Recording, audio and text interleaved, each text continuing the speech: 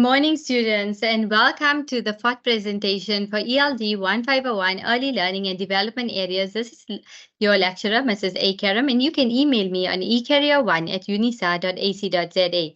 So we're looking at Learning Unit 3 today.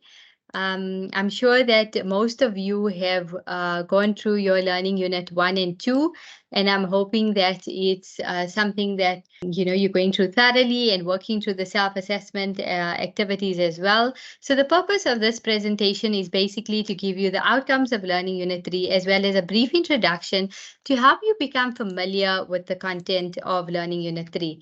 So Unit 3 is basically the analysis of South African early learning development areas with India.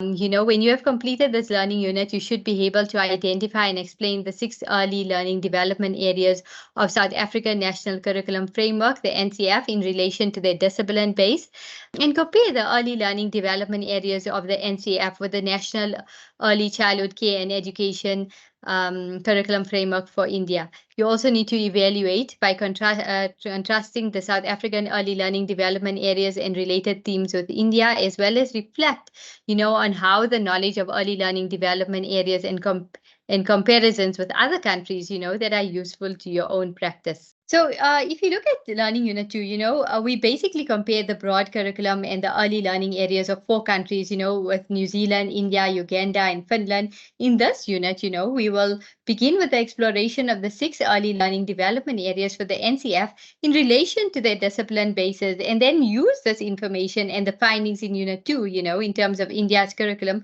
to compare and evaluate the elders and and discuss the comparison under the theme. So finally, we'll also reflect on our own learning and find additional questions that we would like to explore further. So looking at early learning development areas and the NELD and the CAPS documents, we're going to, if you look at the elders, the early learning development areas, they basically integrate 3 themes and 12 principles. So the elders organize children's development and learning opportunities to basically help adults to organize the activities with babies, toddlers, young children, and each of the elders, be it the well-being, communication, exploring mathematics, creativity, identity and belonging, and knowledge and understanding of the world, is closely related to the desired results, which need to be identified in the NELS and the forerunner to the NCF, which each desired result has indicators and, specific competencies. So if you look at the integrated approach, it's basically appropriate, as it relates directly to how children learn and, how children grow and develop through the exposure that they're given through various experiences, which happen concurrently and, interactively, affecting different areas of childhood development.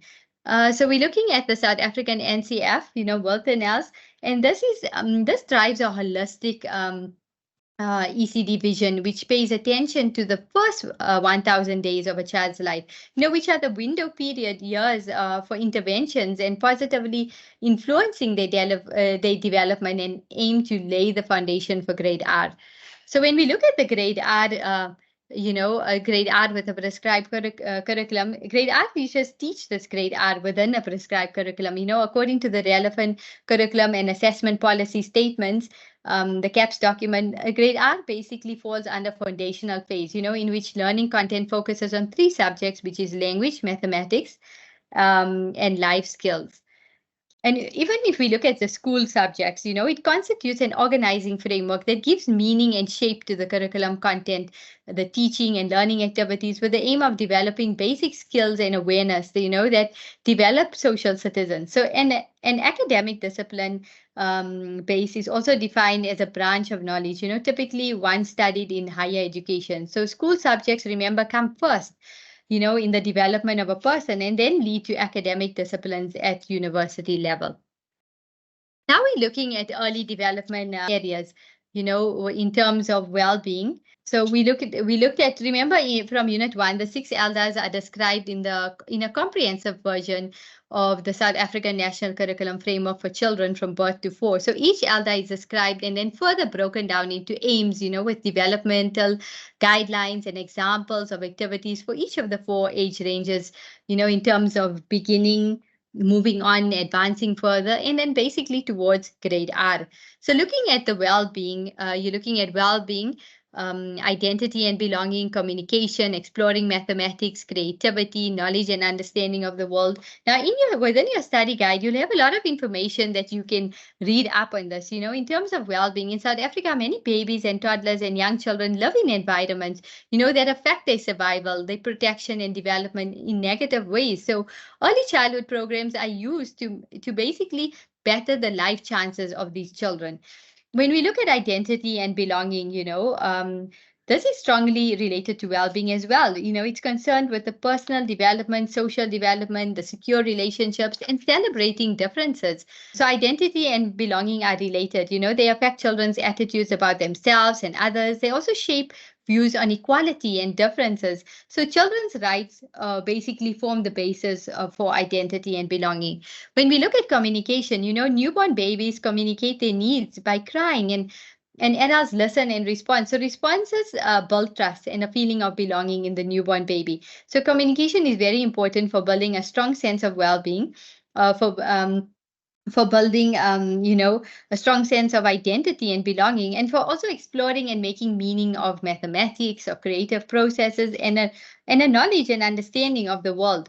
Remember, most children are social beings who love to share their thoughts, their feelings, and their experiences. And this is done by communicating through, for example, gestures, body language, so we all make meaning of our experiences through communication at the end of the day. Exploring mathematics, when we explore mathematics, it's about children developing an understanding of how to solve problems, how to reason, how to use the mathematical concepts in the environment. So children will use their bodies, minds, and senses to explore the world. And we need to give them these opportunities, where they can explore. And when they do this, they are able to develop their knowledge and skills and attitudes and form ideas which they can test out, and also they learn to refine these ideas as they interact with their peers and adults. When we look at creativity, it means that children produce new and useful ideas, and solutions to problems and challenges. So to create is to invent, and to make solutions by allowing them to ask questions. Our young children are very creative in all the aspects of their life, whether including developing language, exploring mathematics, promoting their own well-being, developing a strong identity, a sense of belonging. So the main purpose of creativity is to encourage children to be creative, to be imaginative, with appreciation of the arts and importance of critical thinking. Looking at knowledge and understanding of the world, children's worlds include the immediate physical surroundings, be it people, animals, vegetables, minerals of all kinds, the history of their own families, and later on their neighborhoods, the geography of their surroundings, whether it be hills, rivers, flat spaces, and the tools such as, the pencils they use, the scissors, the cutlery, the household equipment, the cameras, all of that. Children in early years are curious about the world, and they also explore, and this is by being exposed to different resources such as, people, media, and they also learn from their senses. That's very important in the foundation phase. Okay, so let's look at the early development areas, looking at South Africa and India.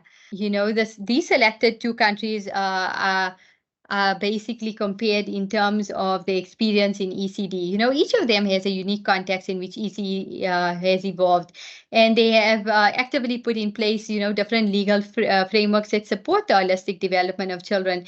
And a general definition of ECE includes care and education of children, from birth to 6 years of age. And ECE in India and South Africa, they include children from birth to 6 years of age, as I mentioned, and they look at diversity, looking at the diversity in both India and South Africa, they have many similarities because of the diverse ethnic, racial, language, and cultural groups. In South Africa, currently, they're experiencing a shift in responsibilities, from the Department of Social Development to the Department of Education. And India has gone through also some challenges, creating viable ECD financial systems positioned in basic education. In South Africa, there is a national plan, for birth registration and various health programs such as, vitamin A supplementation. So India also has a national population register for births in hospitals. So these are all things you're going to have to read up on, to basically grasp the differences or the similarities. And we in the ECE programs in both South Africa and India, they designed to ensure holistic development of a child by providing that interconnected activities covering all domains of development of the elders, and they also keeping diverse needs of children in mind at the same time. So looking at by understanding the similarities and differences in South Africa and India, you're looking at headings like well-being and physical health and motor development. You're looking at communication and language and sensorial development, exploring mathematics and cognitive and sensorial development, the identity and belonging and socio-personal and emotional development, as well as creativity and development of creative and aesthetic appreciation and the understanding of the world. So remember, when it comes to the well-being, physical health, and motor development, both South Africa and India included the following aspects, in terms of being well nourished or having adequate nutrition, which is very important for our foundation children, and having good health or sound health status, being safe and secure, in terms also personal hygiene habits, developing physical abilities, be it the awareness of space, direction, all of that. And then when we look at communication and language and sensorial development, we're looking at both South Africa and India also included aspects of listening to sounds and speeches and comprehension, using different styles of communication, making meaning by reading what they see, hear, feel, smell, touch. Also recording their experience and ideas. Both countries basically capture pre and emergent literacy skills, incorporating letter sounds, correspondence, building of vocabulary, comprehension skills. So even South Africa, they encourage the mother tongue. All children need to hear and learn to speak in their mother tongue. If they have a solid foundation in their mother tongue, they will basically find it easier to learn in any other language, as they will have already found out how language is structured and how to communicate with others. So remember, both countries' curricula acknowledge the widespread and growing demand for English at preschool level. And since it is seen as a path to upward mobility and the achievement, and thus many parents wish to enroll their children, where English is the medium of instruction. Looking at exploring mathematics and cognitive sensorial development, both South Africa and India included the following aspects where they show awareness of and responsive to number and counting or pre-number and number concepts. They're able, in terms of sorting and classifying and making comparisons, as well as solving problems. And, they require all of that skills. Exploring shape, space, measurement, awareness of space and direction as well. So at this point of time, the understanding that schooling is important is widespread, among parents. And there is also the belief that more years of schooling, the more years of schooling is better, and that earlier the children enter schools, the more readier they are, for future learning. So this is also something that needs to be considered when it comes to identity and belonging and social, personal, and emotional development. South Africa and India included the following aspects. They're aware of themselves as capable and confident learners. They need to have a strong sense of self-care and self-help and make meaning by reading what they see, feel, taste, touch, and the awareness of themselves and the environment, as well as a sense of group identity, a sense of celebrating the differences and, respect each other's cultures and be sensitive to, diversity. So both curricula basically focus on the expression and acceptance of feelings of others, which is very important at a young age. When we're looking at creativity and development of creative and aesthetic appreciation, South Africa approaches creativity from a perspective of identifying and searching for and creating solutions, in terms of problem solving, play, dance, drama, make-believe, visual arts, music, dance, and drama. So creativity in the South African curriculum is seen from the perspective of finding solutions, to our real-world problems. And this can be done through creative processes and mediums. So India's approach is captured in a broad objective, where they develop a sense of aesthetic appreciation that stimulate creative learning process. Both India and South Africa curriculum acknowledges the cognitive, physical, and socio-emotional skills that creativity develops as children engage in these activities. When you look at understanding the world, South African curriculum identifies this elder, as separate from others and promotes the inclusion of exploring and understanding the world, exploring as well as design and making items, that can be used for technology, exploring and investigating time and place. So it's important. It also involves children thinking about how objects and processes work, designing solutions, constructing with materials, whether it be blocks, papers, recyclable materials. And the India curriculum has a strong focus on sensorial development, which is expressed, in the standalone ELDA, where exploration is captured under cognitive development.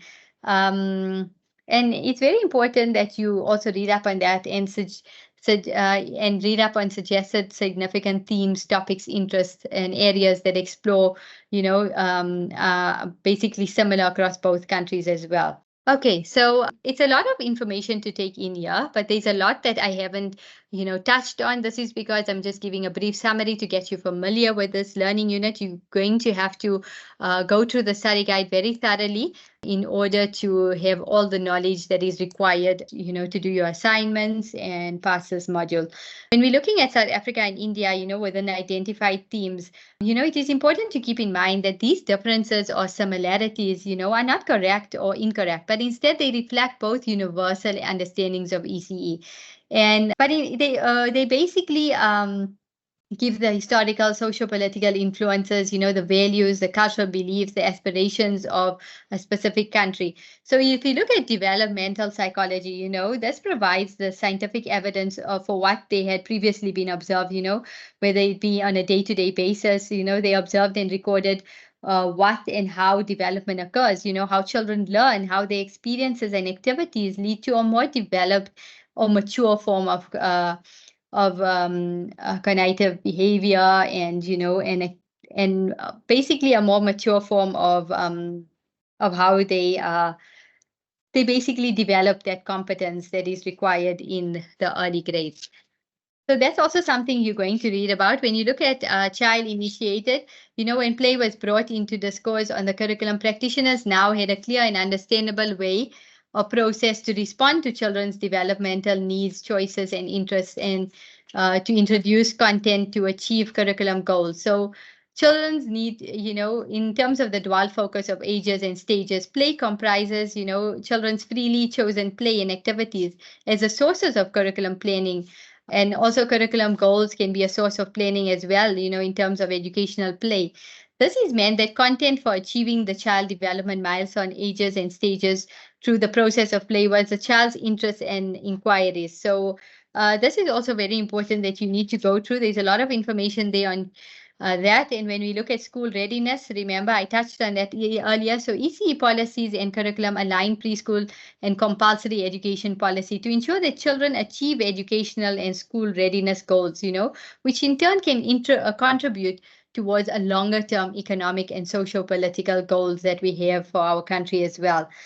And then we're looking at equity. There's been a push for universal provision for ECE for many reasons, including the vulnerability of young children, the sensitive growth, the developmental stage, and securing school readiness for all children, and at a wider level, address inequities in educational achievement and solve many social problems that we are currently facing. Okay, so when you're reflecting on, reflecting on this unit, in this unit, you have been challenged to basically reflect on the connectedness of the curriculum over the lifetime of a learner, the challenges that children face due to the inequities in the communities, be it race, gender, language, class, caste, low resources, quality control standards, and also the need for resilience, due to the latter issues, as well as the issues of climate change, war. And when you look at school readiness, whether it be pros and cons, how developmental psychology has influenced the construction of ECE curriculum.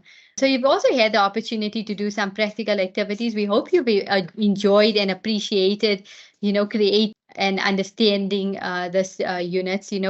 Obviously you all have different understandings of the world, and it's something that you need to incorporate to get the best practice. So there's a lot of information that you will get in this chapter. And it's important that you're able to do the activities and able to understand the content. So we have examined India and South Africa, more closely. Now it's your turn. You will need to summarize your learning about South Africa and India and and then extend the process we have used to examine New Zealand and Finland. This is how to allow you to get started. I've provided a list of questions for you to answer about each country. You can use a table to arrange your responses by the topic or question or country. So what are the similarities and differences between the elders of each country? Does each country include the principles of ECE? Do you see evidence, of each development area or domain in the curriculum, be it cognitive, socio-emotional, language? And what evidence do you see of the curriculum content being child-initiated? And does this country talk about play, in its curriculum, and what does it say? And how does the curriculum approach the ideas of school readiness, And what evidence do you see of the aim of curriculum to address inequalities in communities, and how is quality defined? So there's a lot of activities. This is just something I touched on just to conclude the session. But like I said, there's a lot of information that you need to read. In addition, you extend your learning by returning to Unit 2 and perhaps doing some of your own research to complete the assessments within the study guide. After completing all the self-reflections, we hope that you have gained an appreciation not only for the complexity and depth of the ECE curricula but also develop a deeper understanding of the challenges and the opportunities they are in this universal push for ECE. So this brings us to the end of this presentation. Thanks for listening. Thanks for listening. I know that this is quite a long presentation, and it may, tire you a bit, but it's very important that you listen to the information and then go back to your study guide and go through everything thoroughly.